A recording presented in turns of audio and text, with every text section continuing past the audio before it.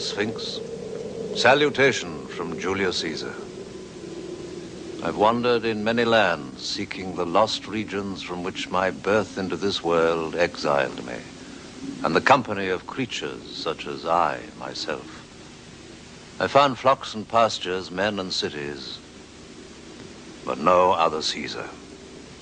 No heir native to me, no man kindred to me.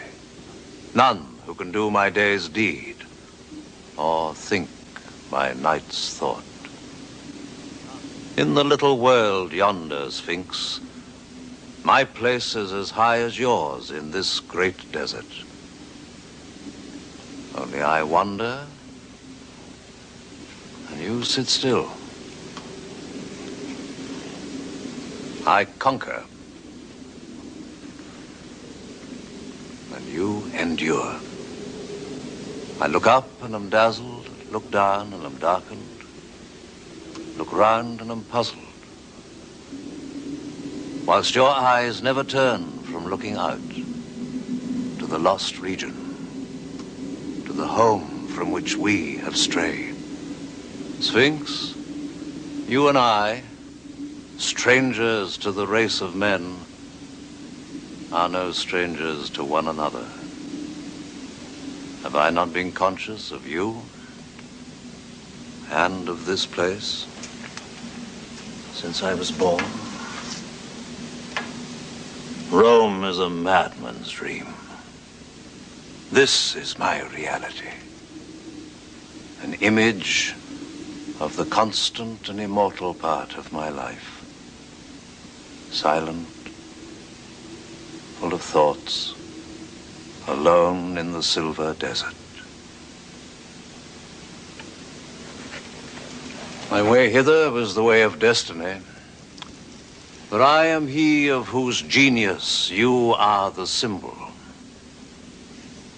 Part brute, part woman, part God.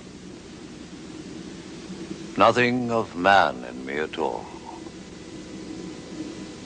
Have I read your riddle, Sphinx? Oh, gentlemen. Immortal gods. Oh, gentlemen, don't run away. Climb up here.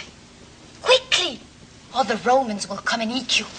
A child at its breast. A divine child. Come up. It's quite cozy here. You must get up at its side and creep around. Take care.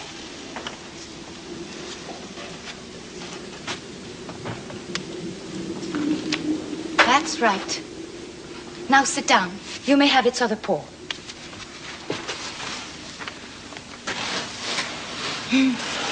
It's very powerful, and it will protect us. But it would not take any notice of me or keep me company.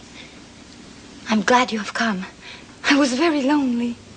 Did you happen to see a white cat anywhere? Have you lost one? Yes, the sacred white cat. Isn't it dreadful? I brought him here to sacrifice him to the Sphinx. But when we got a little away from the city, a black cat called him, and he jumped out of my arms and ran away to it. Do you think that the black cat could have been my great-great-great-grandmother? Well, why not? I think it must have been.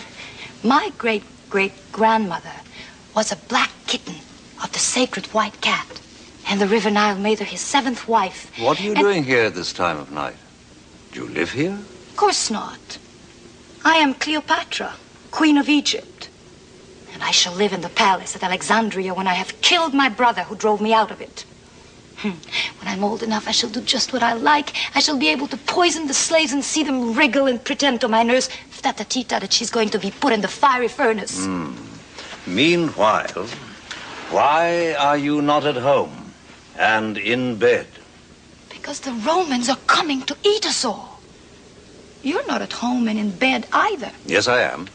I live in a tent, and I'm now in that tent, fast asleep and dreaming. You're a funny old gentleman. I like you. Ah, that spoils the dream. Why don't you dream that I am young? Oh, I wish you were. Only I think I should be more afraid of you. I like men. especially young men with round, strong arms. But I am afraid of them. You're old and rather thin and stringy, but you have a nice voice, and I like to have somebody to talk to. Although I think you are a little mad. Is it the moon that makes you talk to yourself in that silly way? I was saying my prayers to the great Sphinx. Oh, but this isn't the great Sphinx. What? Oh, this is just a dear little kitten of a Sphinx. Why, the great Sphinx is so big, it has a temple between its paws. Tell me, do you think the Romans have any sorcerers who could take us away from the Sphinx by magic? Why? Are you afraid of the Romans? Oh, they would eat us if they caught us. They're barbarians. Their chief is called Julius Caesar. His father was a tiger, and his mother a burning mountain, and his nose is like an elephant's trunk.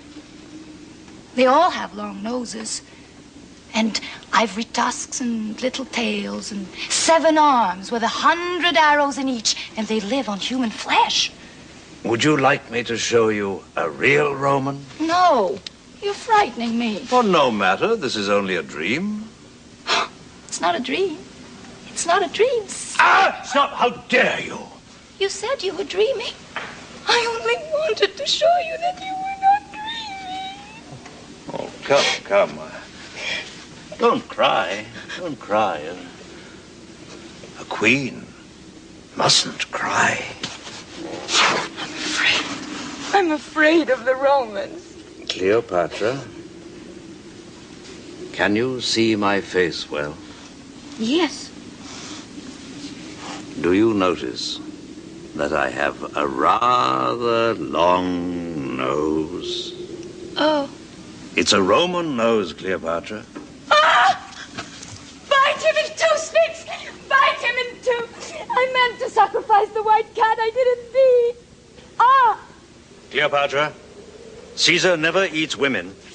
What? But he eats girls and cats. Now, you are a silly little girl, and you're descended from the black kitten. Will he eat me? Yes, unless you make him believe that you are a woman. Whatever dread may be in your soul, however terrible Caesar may be to you, you must confront him this very night. As a brave woman and a great queen. If he thinks you worthy to rule, he will set you on the throne at his side and make you the real ruler of Egypt. No, he will find me out. He will find me out. He's easily deceived by women. Their eyes dazzle him. Oh, well, then we will cheat him. I will put on Tatatita's headdress, and he will think me quite an old woman. If you do that, he'll eat you at one mouthful. Please, please, I will do whatever you ask me. I will be good. I will be your slave. Hark. What was that? Caesar's voice. Oh, please, let's go away. Come.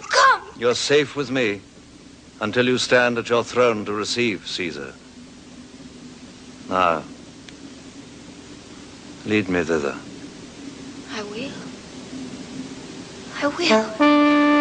The gods are angry. Come quickly.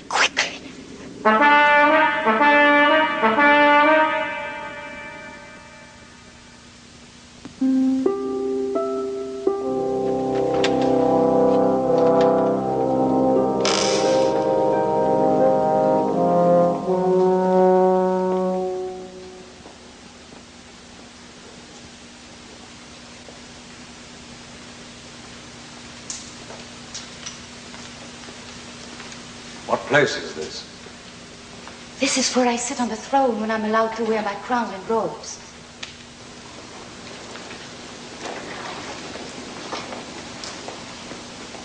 Order the slave to light the lamps. You think I may? Of course. You're the queen. Go on. Light all the lamps.